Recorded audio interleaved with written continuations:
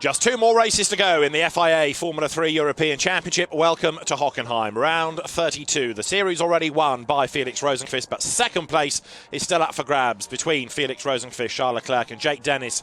And of the three, Jake was the best placed in the earlier race that we had today. Won for the first time by the 16-year-old Lance Stroll, who put aside his mid-season reputation for being involved in incidents and came through for a very impressive maiden victory. Felix Rosenqvist helped to play the team game, slotted in behind Jake Dennis. So Jake got second place, and that brings him even closer within the championship now to Charles Leclerc. There's just 11.5 points between the two, and he's closing as well on Antonio Giovinazzi, whom he outscored in the earlier race. David Anderson and Dave Richardson at a rather cold and chilly Hockenheim. Temperatures haven't exactly risen much all through the course of the weekend, but what we had on track is some very lively racing. And Lance Stroll's efforts, Dave, let's talk about this first of all in race one. Very impressive indeed. Didn't put a wheel wrong, did he? No. Let's be truthful. Absolutely fine display and never, ever looked threatened. I don't know, Jake Dennis just couldn't get on terms. Antonio Giovinazzi starting this race on pole position obviously puts himself into a better position, but if anything, the temperature will have dropped a little bit. Interestingly, Lance Stroll will be going from P8, the victor from earlier on, who Giovinazzi has alongside him is Jake Dennis, as you can see there, for the Prema Power team, and Felix Rosenqvist will be going from P3. So once again, Jake Dennis, if Felix Rosenqvist is going to play the team game, is going to have him as a bit of a buffer, isn't he? That's right. And the returning Alexander Sims going from P4. Now, Alexander is in the guest class, so he doesn't score points. There is Felix Rosenqvist, the champion already.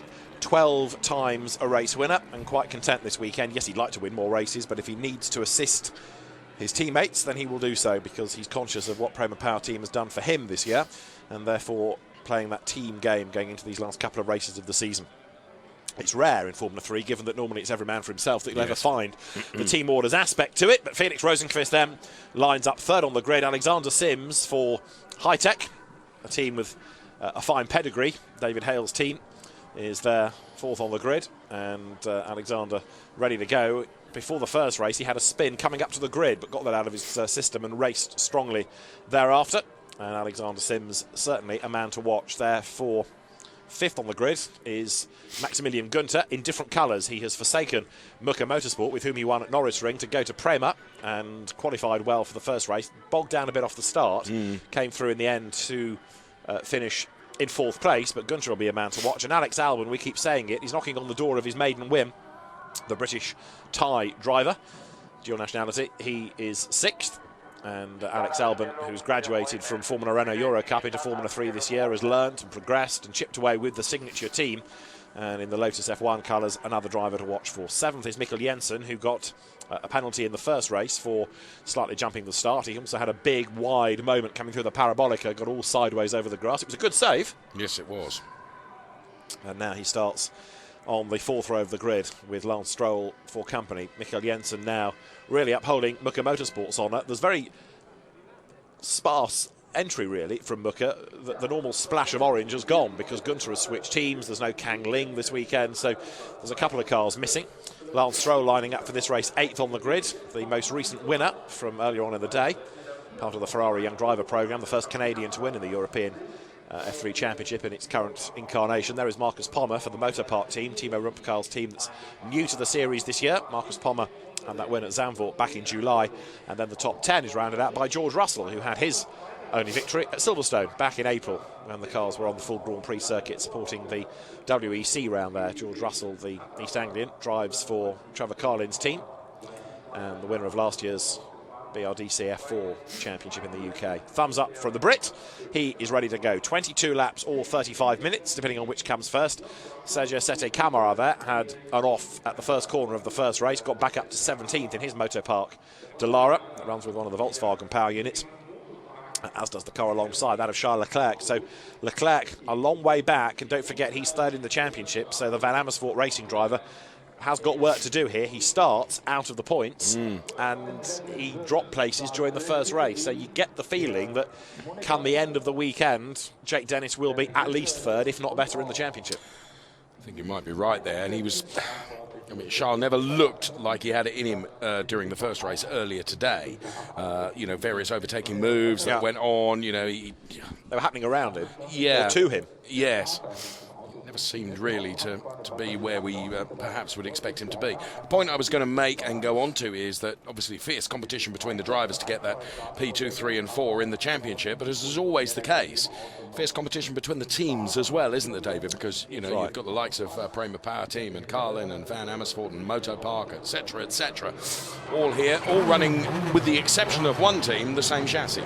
Because you have the Arctex of the Artline engineering team, the new Russian-built cars towards the back of the grid, one for Harold Schlegelmilch, returning to F3, which he raced about a decade ago, and the other for Marvin Dienst, who is the winner of this year's ADAC F4 championship in this country. He won that here 2 weeks ago, in fact. For the Racing Steps Foundation, Jake Dennis, Mercedes Power this year, and a new team as well, because he went from Carlin and Volkswagen to Mercedes and Prema Power Team. And have a quick run down the grid. Felix Rosenqvist there, number 1, the new champion. Alexander Sims for High-Tech next.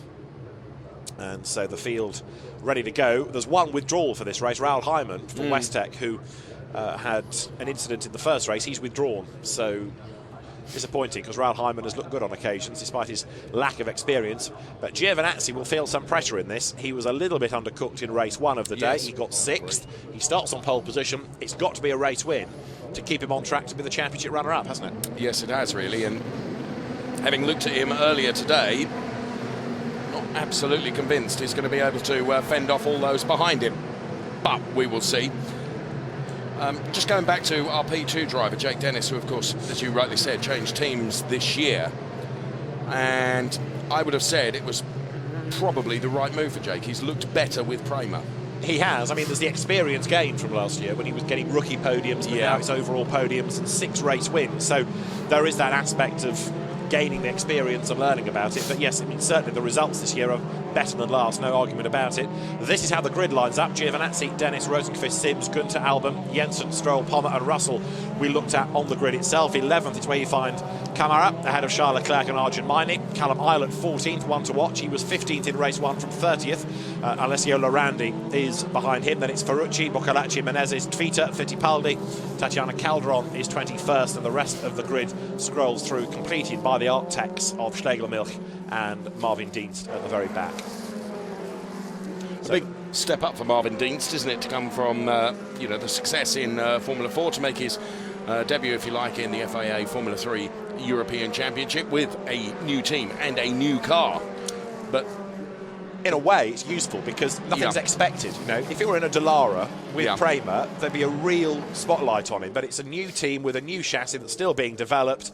Nobody's expecting it to win. Nobody's expecting a podium result. But for Marvin Dienst, therefore, to learn a little bit about the downforce and the extra speed and the tyre that's involved in a Formula 3 car will all be useful. And Harold Schlegelmilch, as his teammate, has been racing in Lamborghinis this year, an experienced driver, so he's bringing data back as well. Really, a decade ago, he was in this. That's right, yeah. Wow. In the days where you had, it was in those days the F3 Euro Series, going back to when you had people like Peter Elkman running in it, which would have been about 04, 05, that era, 06 conceivably, stretching it up. But I think he did 2 or 3 years in the championship, Harold Schlegelmilch. But he's come back, and that is useful to have him as a development driver. He's been off and done some rallying in the meantime as well, but is still competitive within the Lamborghini Blancpain Super Trofeo this year. So it's 22 laps or 35 minutes, depending on whether we get safety cars or not. And Antonio Giovinazzi then slots into place on pole position. Jake Dennis with him at the front of the grid, and Carlin versus Prema, Italian versus a Brit. The two of them fighting over second place in the championship, and with Charles Leclerc starting 12th out of the points. Yes. He is, if you like, a separate story in this. You've got one fight, which is Giovinazzi relative to Dennis, but where Leclerc will come and finish is going to have a huge impact on Jake Dennis's championship, and Leclerc will be the focus of attention, because if he's not making progress, you can almost strike him off that list. He comes into this race with 11.5 points of an advantage over Jake Dennis. If Jake were to win or finish second, for example, or even third, and Leclerc be out of the points, then he loses the place in the championship. So it's important that he makes progress. It's important that Jake Dennis keeps out of trouble. The same is true for the poleman Giovinazzi. 5 red lights will go on. The penultimate round of the championship is go. A good start made by Rosenqvist. Giovinazzi moves across to defend there from Jake Dennis on the run down towards turn 1. Dennis keeps on coming. He's going to go for the race lead. Giovinazzi gets forced out wide, but Jake Dennis will have the inside line for the next corner. But Giovinazzi, by running so wide, maintained the momentum, carried the speed, and he leads up towards turn 2. So Jake Dennis now is going to try and get a run through the Parabolica to the Spitzkehrer. 1 or 2 run wide, including Santino Ferrucci. Dorian Boccolacci also wide, and he may just have got his nose glanced there as he got back onto the circuit. Nabil Jeffrey gets involved and runs somebody out wide, but as the cars work their way up now towards the Spitzkehrer for the first time, Jake Dennis has his nose in front for the race lead. The red, white and blue car of the Brit on the outside. Giovinazzi attacks on the inside. Dennis loses out, but he needs to get the undercut and get alongside on the run to 7, which he can't do. He slots into the draft. Now he pulls out. Now he makes the move on the run down towards turn 7. Arjun Maini was wide in the background, but Giovinazzi will lead midway around lap 1, but he has got Dennis all over him like a cheap suit. So Giovinazzi then and Jake Dennis fighting really, really hard right at the front of the pack as the rest of the cars all come through. Alexander Albon is another one that is on a charge, also one to keep an eye on perhaps, but Giovinazzi is leading from Jake Dennis. Sims up the inside of Gunter. Callum Eilert trying to defend from Arjun Maini. Sims is wide, he's over the curb, he's into the gravel, he's back onto the road, but he's going to get scruffy tyres as a result of that. So Lance Stroll goes past him. Alexander Sims then drops it and drops a place. Leaders work their way up towards the Sudkurve for the first time, the last right on the lap, and then towards the timing line. Giovinazzi was leading, and look at the gap he's pulled over the last 3 or 4 corners, because he comes over the line with an advantage which is 9/10 of a second. Rosenqvist is 3rd, Gunter is 4th, but again wide and even wider at turn 1, and Albon is off the road and he's in the barriers, and that'll bring out the safety car, I fear, to get the car out of the way. Everybody was running wide. You measure your speed against the guy ahead. Albon got it wrong, he went wide. Tyres still cool, couldn't catch it back again, and so the yellows are out at turn 1. But for that car to be moved, I fear the race will have to be interrupted, and that's going to reduce Giovinazzi's advantage. Dennis closing anyway. The safety car could well be on standby, and we've still got battles going on in the background. Look, because behind Sims, you've got Mikkel Jensen here trying to make a move. Jensen in the orange car up the inside, and he's gone through ahead of Stroll, and Kamara gets into the mix as well. Now, how's Charles Leclerc doing? He's on the outside line. Safety car is indeed deployed as predicted. Safety car is on track. We did have a pit visitor, Matt Rao, at the end of lap 1, but Alex Albon off the road. Time for a deep breath. Alex Albon is okay, but frustration because he's going no further in the race. And I feel awful because there was me saying he was on a real charge, and you know, the way you described it there, you just measure your speed up against those who are ahead of you, and I'd like to see a replay of it and to see how he got into that situation and whether it was just overcooked. So safety car on track. The reason for this is that if you have marshals working trackside as they need to, that has to be covered by a double waved yellow flag. The FIA says that's not enough these days after Jules Bianchi's accident of last year. It's got to be a safety car, and there you see he hooks a wheel up onto the curb, loses traction, and there's a huge amount of speed being carried into the corner. He almost saved it, but as the front straightened out, then it was across the gravel and into the barriers. So Alex Albon is out, and that has just given Charles Leclerc, incidentally, 10th place and a point. Yes.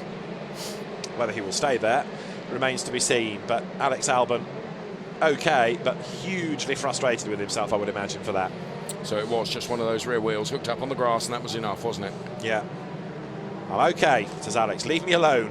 I'm really cross with myself. I'm okay. But the DMSB extraction team making sure he's okay, getting him out of the way of the car and the clean-up operation. So it shouldn't take long to get the race back underway. Now, why is Santino Ferrucci pitted? It looks like he's got damage to the nose. Now, was that the car it was that ran wide at turn 2 on the first lap, wasn't it? So perhaps as he's clattered over the curb, he's done some damage. And you might as well make the pit stop now while you're under neutralisation like this. Matt Rao got back into the race after his stop.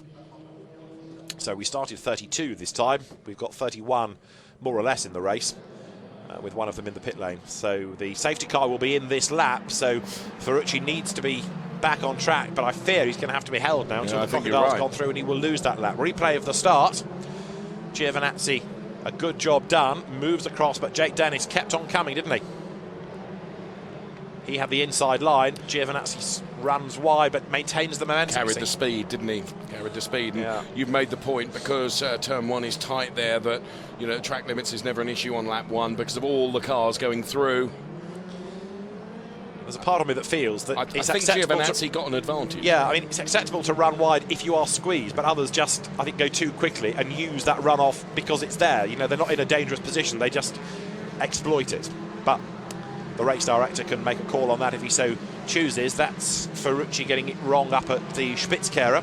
So we're about to go racing once more because the safety car is in the pit lane. The green flag is ready. No, safety car is not going to be in this lap. It's going to carry on. So we had the message it would be in this time, but it's doing one more lap, in fact. One more lap behind the safety car. Santino Ferrucci. Again.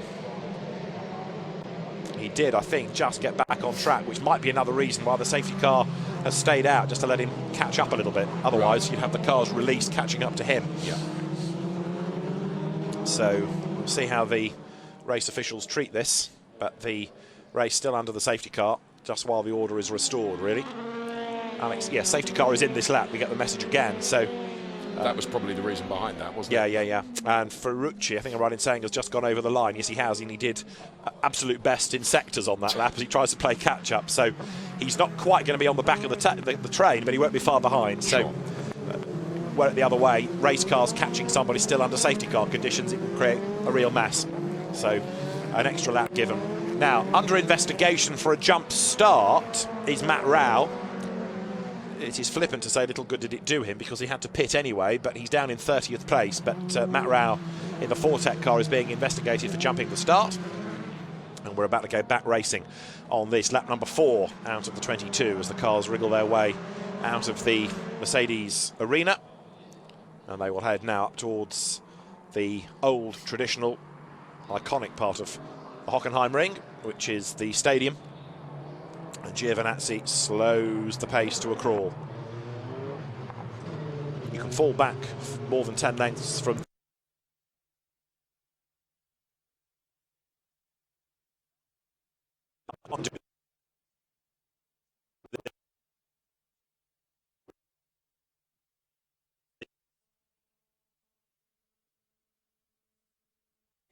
But you can't go and slow, you've got to keep accelerating.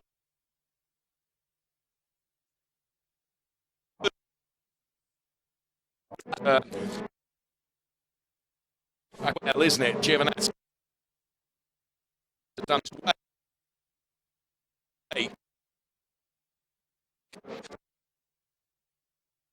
One. Yes, now Charles Leclerc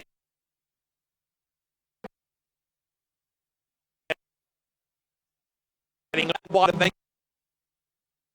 go. Everybody will now suffer continues.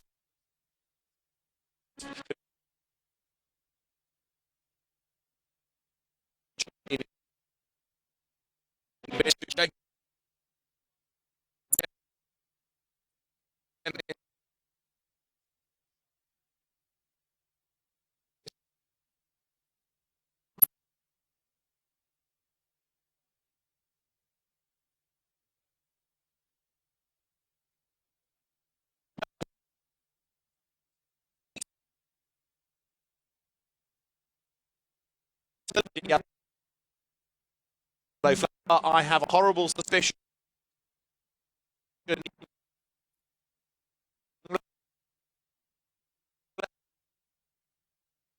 On. There's the contact. Tatiana Calderon gets turned around. Julio Moreno escapes. There's enough. Damn, yellow flags are being shown then out on.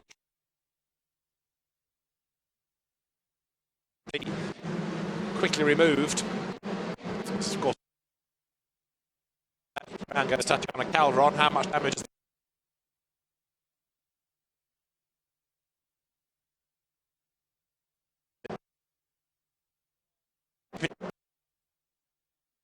through? And it's just a racing incident, really. And there's not much of a penalty in that race you can give to Jeffrey because he's going. Yeah. The safety car is indeed deployed. Jensen and Stroll running wide at turn 1 and bits of bodywork going flying. So our second safety car period of the race, and it's for that, to get Nabil Jeffrey's car out of the way. You do sometimes say safety car breed safety cars. I have heard it said. Yes. Yes. And sure enough, within the space of just a few moments of one, we get another. Right, so now we've got another safety car, which means they'll all bunch up. And thank you. Giovinazzi, having given us a masterclass really in how to restart following a safety car period, is going to have to do it all over again. And just wonder whether Jake Dennis will be wise to it this time around, and will try and anticipate when Giovinazzi is going to give it a footfall this time, perhaps better than he did last. May well do. May well do. I mean, Giovinazzi is clever. He'll go at a different point because yes. Jake Dennis knows what he did last time. So Giovinazzi might say do it there, midway through the Sachs curve. But what you don't want to do is accelerate away at somewhere that you might lose traction or car might become unsettled and have an off. So he'll be thinking about where best to do it. Also, of course, this second safety car period starts to really now affect the number of racing laps we're going to get. 35 minutes is the duration, but an extra safety car period, and it shouldn't be a long one, I wouldn't have thought. No, the car was fairly easily retrievable from there, wasn't it? So there is the Mercedes safety car, which will have a Volkswagen Dallara behind it, namely the race-leading car from Trevor Carlin's team. The Calderon Jeffrey accident goes to the stewards for them to have a look at.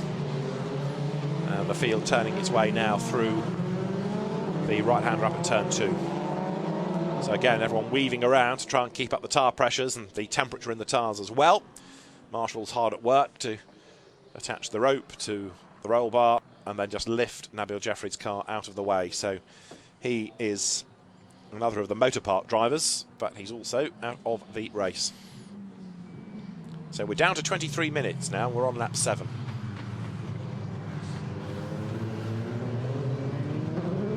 So the cars turn their way out of the Spitzkehrer. Recovery operation nearly done, but I fear there's going to have to be one more lap. Yes, because what we see is the recovery ongoing. The recovery vehicle then has to be put back into its station, doesn't it? That's right, and the marshals need to get back on post, and. So, yeah, one more lap, I think, to be on the safe side. Now Sergio Sette Camara getting on. He's in 8th place. The Brazilian driver going strongly for Motor Park. Working his way then up through the Mercedes tribune, once more down towards the stadium.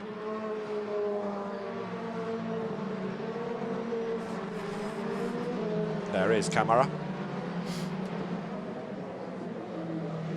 So safety car on track for the second time because of Nabil Jeffrey's car having to be removed, but the job just about done. So as that is moved out of harm's way, one more lap we suggest behind the safety car. Well, yes, they're into the final turn now, so inevitably that's going to stay out for another lap, isn't it? Yeah, but there's no reason for an extra one on top of that. No, I agree. Thought. So this will be the end of lap number 7 as the cars trip the beam. So Antonio Giovinazzi it is who leads the way, the man that comes here with 5 wins to his name, 7 in total, because he had a couple last year in the championship and of course raced in British Formula 3 the year before that. In second place, Jake Dennis. Third is Felix Rosenqvist, just to run through the order. Fourth, Max Günther. Alexander Sims is fifth. Sixth, Mikael Jensen. Seventh is Lance Stroll. Eighth is Sergio Sette Camara. Ninth is George Russell. 10th is Marcus Pommer. So Charles Leclerc, who was briefly 9th before we got the second safety car period, has fallen back into 11th spot. Out of the points. Out of the points. Safety car will be in this lap, David. Thanks. So Leclerc needs to get on with it. He's in 11th spot. 12th is Alessio Lorandi. 13th now Callum Eilert. 14th is Arjun Maini. 15th is Gustavo Menezes. 16th is Ryan Tvita. 17th Pietro Fittipaldi. Julio Moreno is 18th. 19th is Dorian Boccolacci, and Andy Chang is 21st, just ahead of Taner Satiren Tirakul, who is making his debut in the championship this weekend, the Thai driver, in for Mahadhir Raghunathan. And then behind him you've got Matt Solomon 22nd, 23rd Harold Schlegelmilch 24th, Marvin Deans 25th is Nicholas Pola, 26th after a pit stop Santino Ferrucci, 27th Michele Beretta, 28th after a pit stop Matt Rao, in 29th place Peter Lee, and 30th Tatiana Calderon, both of whom have been in the wars a little bit. Right, everybody is bunched up. We are about to go racing once more on this, the end of lap number 8.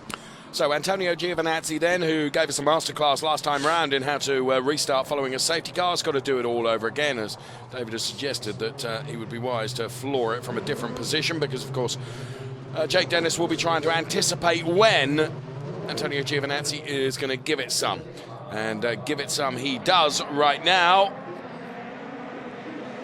Well, I think that was probably not quite as good as the first one, but still certainly not bad, because Jake Dennis, Felix Rosenqvist, Maximilian Gunther, Alexander Sims all following now, and they'll head round the final turn and across the timing beam.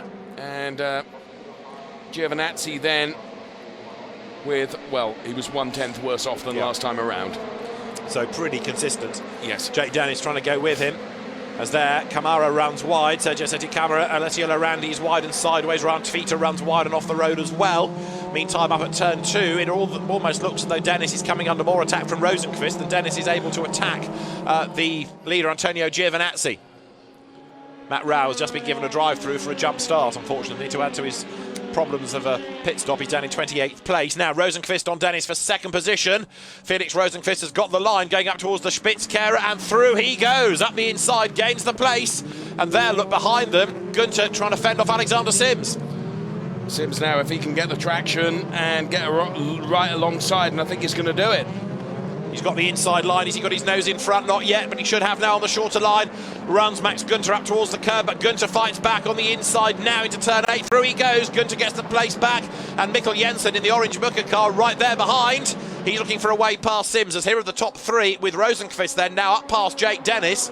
Perhaps again feeling I'm quicker. I could have a go at the leader here. If Rosenqvist were to win, he's taking points off Giovinazzi. He might even, if he could get ahead, stack him up and let Jake Dennis have a go at him. Yeah. There are alternative ways of skinning cats, aren't there? Yes. George Russell there on the Seti Camara car.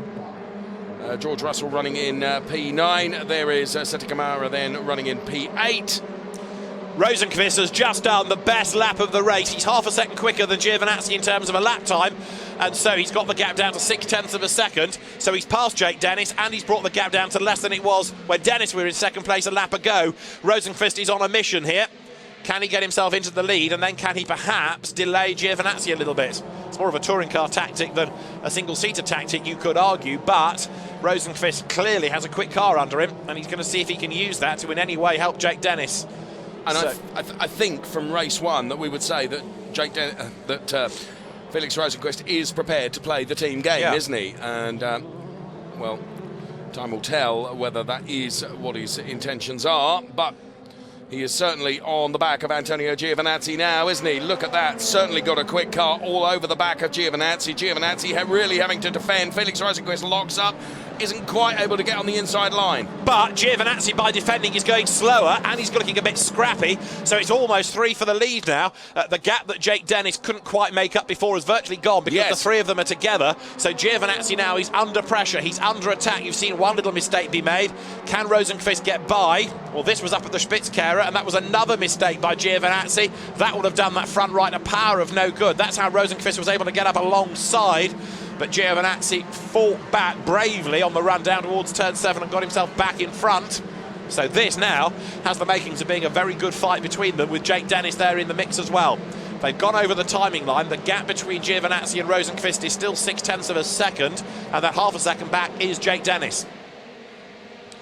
So Rosenqvist not quite close enough to attack at turn 2, but if he gets a good run through this corner, and he does, look, gets a tighter line into turn 2, now he can benefit from a toe on the run up towards the Spitzkehrer. Then we'll see whether the move can be made up the inside.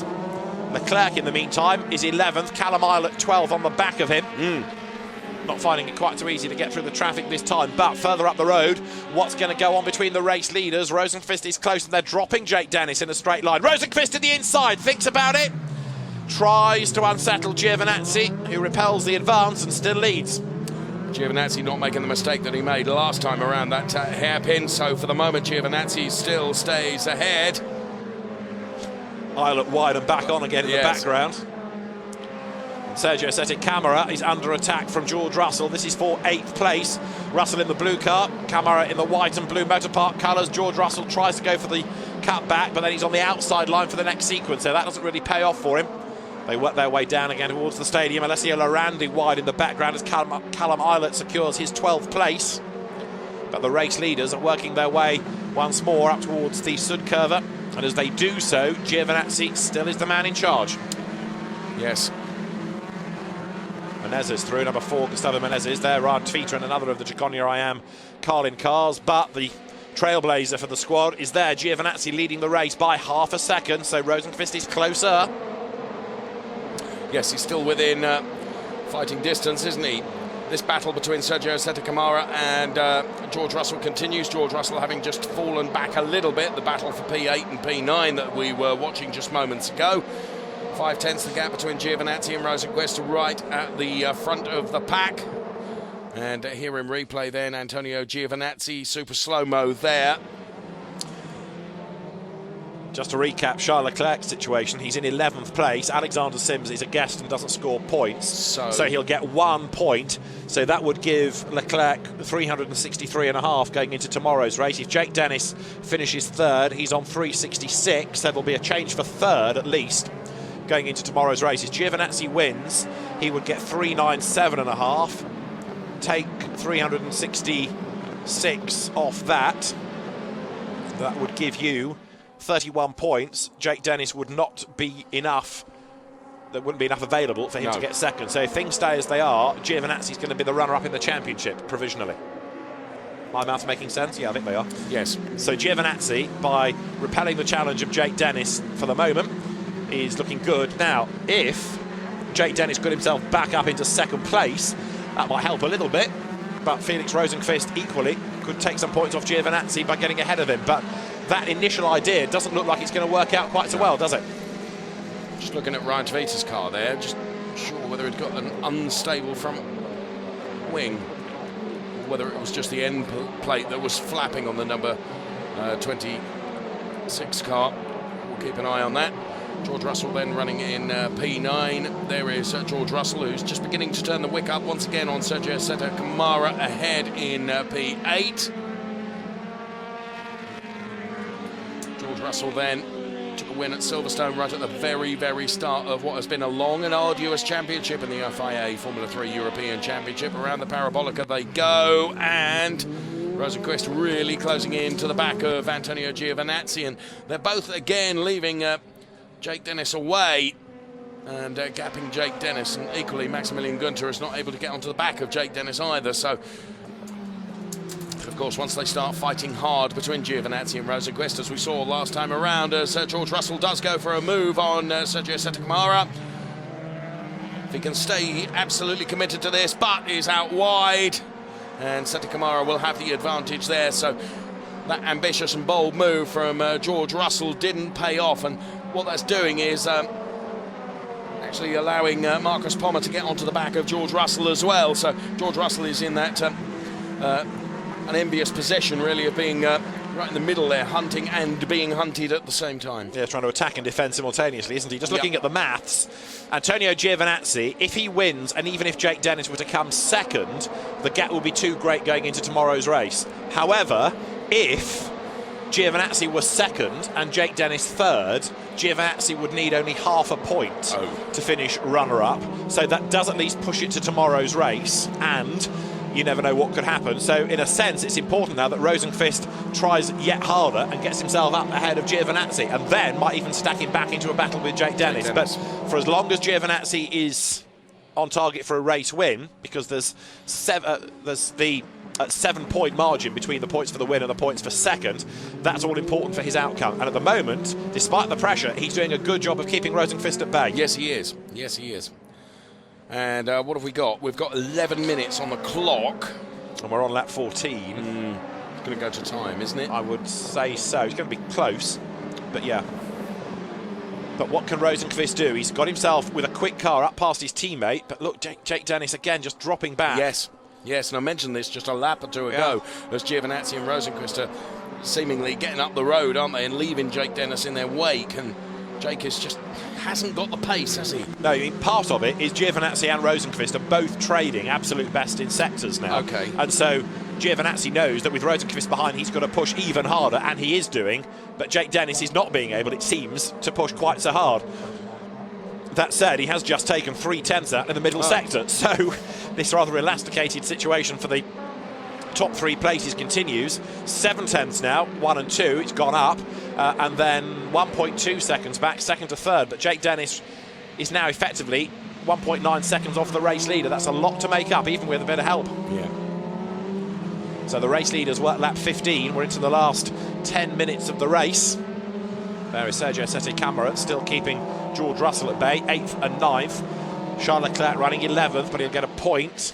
But I think that he's going to end up staring at 4th in the championship by the end of the year, because although Jake Dennis is not sparkling in the same way that Rosenqvist has, who then gets it wrong look going into the Spitzkehrer, a little mistake, Jake Dennis certainly has got better pace than Leclerc. Down they come to turn 7, and Antonio Giovinazzi upping his pace, keeping Rosenqvist at bay, and it makes one wonder, if he can do it now, why could he not do it on other occasions? Portimao, for example, he looked a bit anonymous. There have been other races this year where Giovinazzi just has not sparkled in the way that he needed to, and yet here he's going great guns. Yes, absolutely, and doing a great job with, you know, the champion right behind him, but able to hold him at bay. George Russell turning the wick up once again to have potentially another attack on Sergio Sette Camara. All the time, of course, being ever conscious of the fact that Marcus Pommer lurks not far behind, and the minute these two start warring between them, that allows Pommer to get ever closer. So the race leader has just gone over the timing line to start lap 16. He has done, Giovinazzi, the best lap of the race. Now the gap has widened to 9/10, and it looks as though, despite the efforts of Prema Power Team, Giovinazzi is going to be secured as the runner-up in the championship, doesn't it? Certainly looks that way. So Sette Camara and Russell run over the curbs. Here's George Russell just taking a sneaky look at the inside. Wasn't close enough to be able to do anything really, but just trying to unsettle Sette Camara ahead of him. So again, I think that probably George Russell has got the pace, but he's got to find a way past the number 23 car, which he's not been able to do thus far. Is he going to try and have a go into the hairpin now, making the way around the Parabolica again? I'm not sure he's absolutely close enough to be able to do so. Heavy braking between the two of them. Will try and get the undercut there, but Sette Camara just runs him out a little bit wide, and that was, you know, good racing to be fair.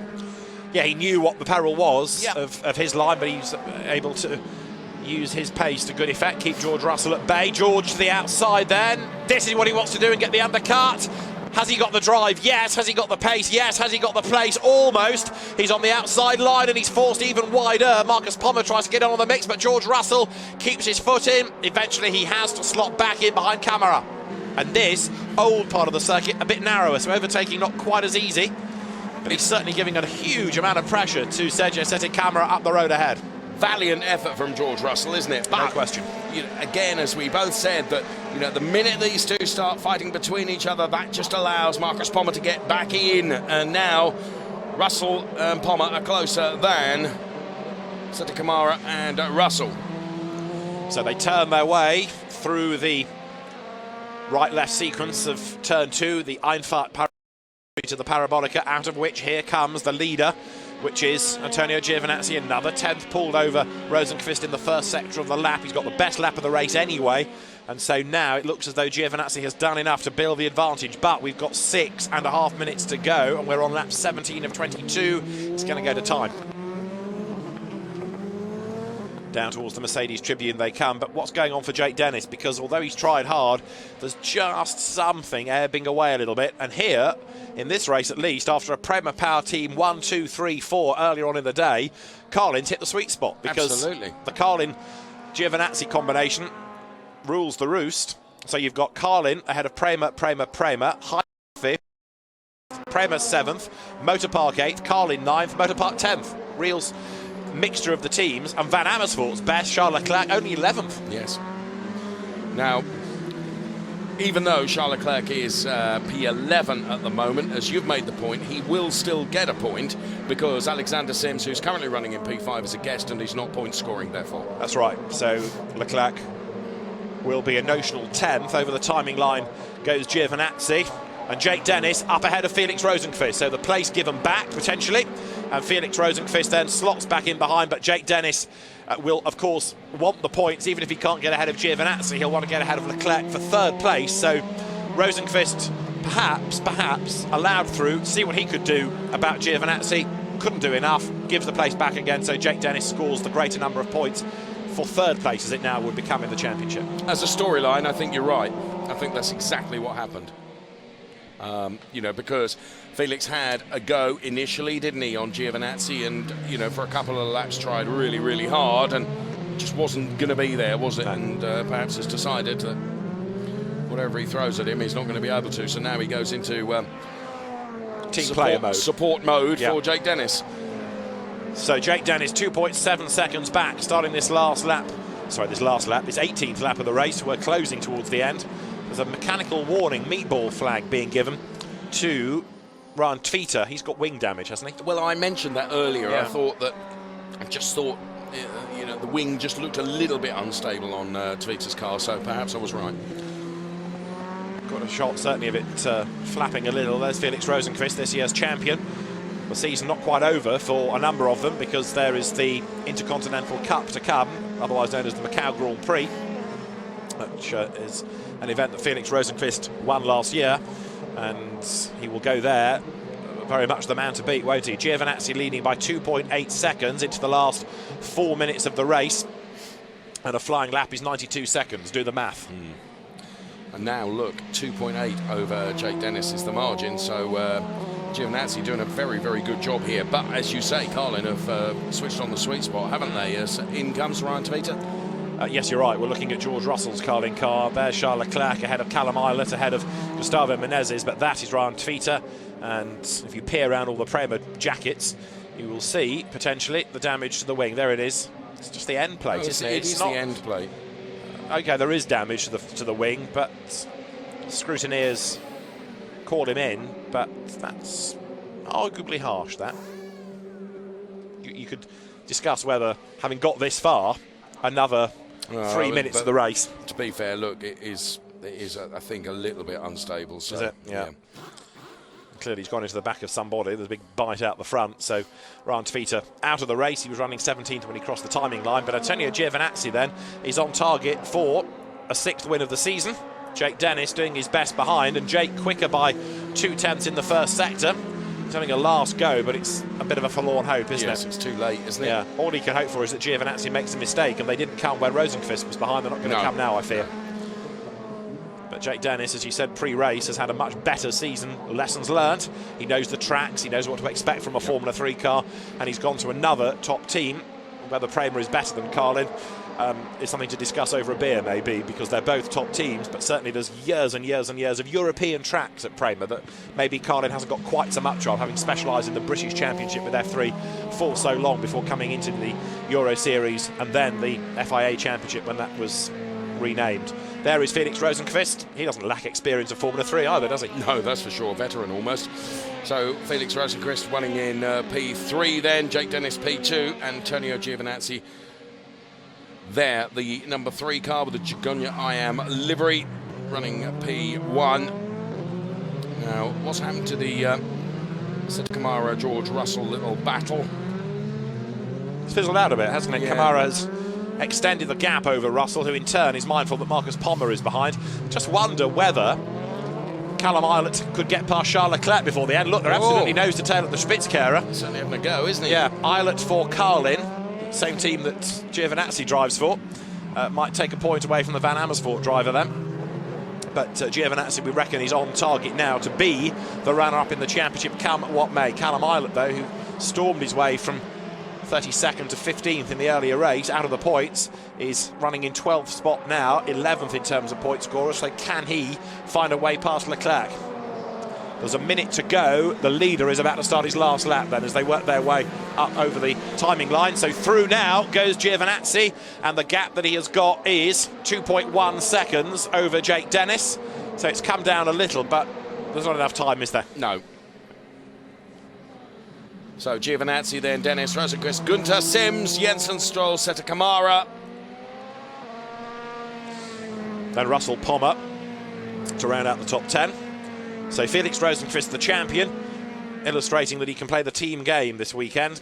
And we have got Antonio Giovinazzi on his last lap, win number 6, Beckens. That will put him equal on wins with Jake Dennis. But it's going to, and I'll go back to the abacus in a moment to confirm it, give him second place in the championship. So Giovinazzi then on his way towards checkered flag. Jake Dennis P2, Felix Rosenqvist P3. Antonio Giovinazzi, who's had to restart the race twice from behind the safety car. He has, well, really commanded this race and really looked under pressure. And Felix Rosenqvist perhaps having the best opportunity at trying to get past, but was not able to do so, and then relinquished that overtake back to Jake Dennis, to Max Jake Dennis's points haul. But this is the man who is going to be the runner-up in the FIA Formula 3 European Championship. Antonio Giovinazzi comes across the line to win for the 6th time this year. Antonio Giovinazzi and Carl in the winners. Jake Dennis takes second, Felix Rosenqvist third, fourth goes the way of Max Günther. Another impressive showing, first weekend out for Prema, ahead of Alex Sims, then Mikkel Jensen, Lance Stroll. The race 1 winner is 7th. 8th will go the way of Camara. 9th to George Russell. Marcus Pommer is 10th. And with Alexander Sims not scoring points, 11th. And the final point in the championship goes the way of Charles Leclerc. Matt Rao has had a pit stop, a drive-through and an off on the last lap. Yes. He was very, very slow from the corner of my eye down the start-finish straight, Matt Rao, so... He's a retirement then on the last lap of the race, but Antonio Giovinazzi provisionally is the runner-up in the championship, the winner of the 32nd round of the FIA Formula 3 European Championship. Goes offline to help tyre pickup, runs off the road, stands to the weight of the car by picking things up on the sticky tyres. And Antonio Giovinazzi with one of his better drives. I know we've seen races where he's had to work his way and do overtaking to grab positions, but there he had a lot of pressure thrown at him, and he had to think not only about his driving, but about what was going on in the championship and the point situation. But you made the point, to have showed the pace that he showed in this race, why not earlier? But he's had that kind of a season. Yeah. He's just been inconsistent. I know Rosenqvist has had bad days, but sometimes the lack of points scored, like Silverstone, where he had a technical infringement in qualifying when the wing dropped and he was put to the back of the grid, you know, that wasn't really down to him. Other times Rosenqvist hasn't scored so well because, like Monza, there were 2 half-points races. Same at the Red Bull Ring in the 3rd race there. So he's sometimes Felix Rosenqvist been a victim of circumstance, whereas Giovinazzi sometimes, Portimao was an example, he really seemed to struggle there. He was a bit anonymous, wasn't he, at the bottom end of the top 10. So Jake Dennis takes second in the race, Felix Rosenqvist third. The Prema idea of perhaps taking him into the lead and take points off Giovinazzi that way did not pay out, but it's worth a punt, wasn't it? So there's one more race to go in the championship, and Antonio Giovinazzi doesn't have to think anymore about points necessarily, so he can now go for a race win when we get to the 3rd race of the weekend. That race, of course, coming up tomorrow. So Giovinazzi then making his way back to the pit lane in Parc Fermé. It'll be Giovinazzi, Dennis and Rosenqvist that we see up there on the podium. Alexander Sims then taking effectively P5, but not taking points because running in the guest category, which means everyone else effectively garners an additional place because of that, and points awarded as such. So Giovinazzi, Rosenqvist, Dennis, and there is the Max Günther car, Mikkel Jensen, and then Lance Stroll, who was victorious, of course, in the race earlier today. Drivers arrive in Parc Fermé. Just to make the point about tomorrow's race, it's based on a driver's 2nd best lap time out of the 2nd qualifying session. So Antonio Giovinazzi, today's 2nd race winner, will start 2nd on the grid. Jake Dennis with the man on pole. So Dennis, Giovinazzi, Rosenqvist will be 3rd on the grid. Max Günther will be 4th. Alex Albon 5th. George Russell 6th. Jensen, Pommer, Sims, Stroll would round out the top 10 on the grid for tomorrow's final race, barring any penalties that may crop up just to shuffle things around. Don't think we've got any brewing that we are aware of for those drivers. So a delighted Antonio Giovinazzi bags 2nd place in the championship. So Jake Dennis, who again has had a sounds harsh saying it, 6 times a winner, but again inconsistent. Some days he's been good and other times he's struggled a little bit to get himself right up there for points, but on the whole, it's been a much better season for Jake. He will go into tomorrow fighting Charles Leclerc for 3rd place. The way that he's gone, actually, today, you put your money on him, I think. But yes. 1 or 2 days, it's just not been for him, and so he's given away some points, but he's improved as a driver. Antonio Giovinazzi wins round 32 ahead of Jake Dennis and Felix Rosenqvist. Max Günther bags 4th ahead of the non-point scoring Alexander Sims. Then Mikkel Jensen ahead of Lance Stroll, Sergio Sette Camara with George Russell, Marcus Pommer rounding out the top 10. Charles Leclerc rounding out the scorers ahead of Callum Eilert, Gustavo Menezes, Alessio Lorandi, Algermani 15th, and further down the order, Julio Moreno rounds out the top 20, and at the foot of page 3, those that were in dramas. Worse, though, for Nabil Jeffrey and Alex Albon, both of them with damaged cars and both out, in fact, early on, bringing 2 safety car periods into the race. Antonio Giovinazzi then is the race winner. The gap at the end had dropped down to 1.8 seconds between him and Jake Dennis, but the winning margin matters not. It's the win that counts, and Antonio Giovinazzi has done the hard yards in that race. Lance Stroll will be on the rookie podium. Just caught a glimpse of him being embraced by the Prema guys. That's a reminder of who will be heading to the podium. For 3rd place, it's Felix Rosenqvist, 12 times a winner this year and the champion. Jake Dennis gets 2nd, 6 times a winner this year, and now 6 times a race winner. Antonio Giovinazzi will be on the top step. And so Carlin, Prema across the teams. And there, Antonio Giovinazzi in the Jagonia I Am, the tasty chicken car of the Galal family. He is the man that will go to the top step of the podium and complete his year tomorrow in the confidence that he is the runner-up in the championship. The cars arrive in Parc Fermé, drivers made ready for the podium, and the barriers there put behind so that nobody else can get in to touch or tamper with the cars. The scrutineering checks will take place, but Antonio Giovinazzi, a very happy man, a relieved man perhaps, that he's at least the runner-up in the championship. Yes.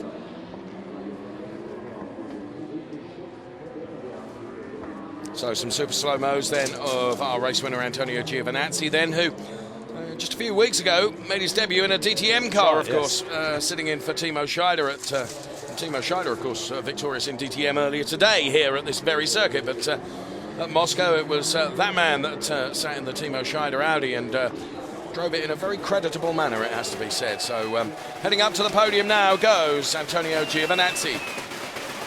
So the winner of the penultimate round of the championship is Antonio Giovinazzi. Jake Dennis joins him on the podium for 2nd place, and then 3rd will go the way of this year's champion, Felix Rosenqvist, who makes his way now up to the 3rd step. Carlin is represented on the podium as well, and there will now be the national anthem for the winning driver for the Italian, Antonio Giovinazzi.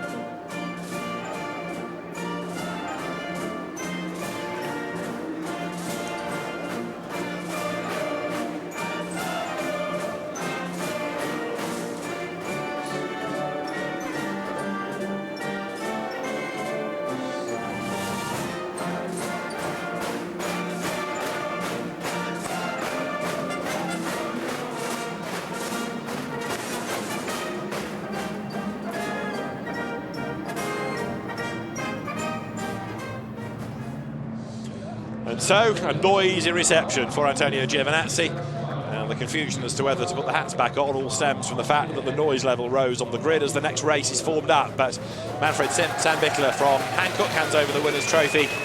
And again, the Carlin engineers noisy down below in the pit lane. The trophy for the 2nd place driver, Jake Dennis, will be given after Martin Hunning from Ravenol. The oil company gives the team's trophy to Carlin. Carlin, a prodigiously busy team, running in just about every single seater category going. Jake Dennis receives his 2nd place trophy from a less raucous Prema Power team compared to Carlin for the race winner. And the Swede, Felix Rosenqvist, is the man who's going to get the 3rd place trophy, again from Martin Hunning from Ravenol. The drivers then, with their trophies, will get themselves together on the top step of the podium for photographs. And at the end of a long season, there is still one more round to go. And that will sort out who's going to be 3rd. Will it be Charles Leclerc or will it be Jake Dennis? And that is a battle that's going to be resolved tomorrow with the final race of this year's championship set to take centre stage tomorrow morning. The race will be underway at 10:45 local time. For now, though, the Henkel Trocken is sprayed by the drivers, and as it's the end of a long day, it's only fair, isn't it, that the engineers take one for the team. Enough. And so the winning drivers will make their way from the podium, but the celebrations well deserved at Carlin after a mighty effort by Antonio Giovinazzi, and for Carlin, Dallara and Volkswagen, the engine supplier, it is a win in the penultimate round of the championship.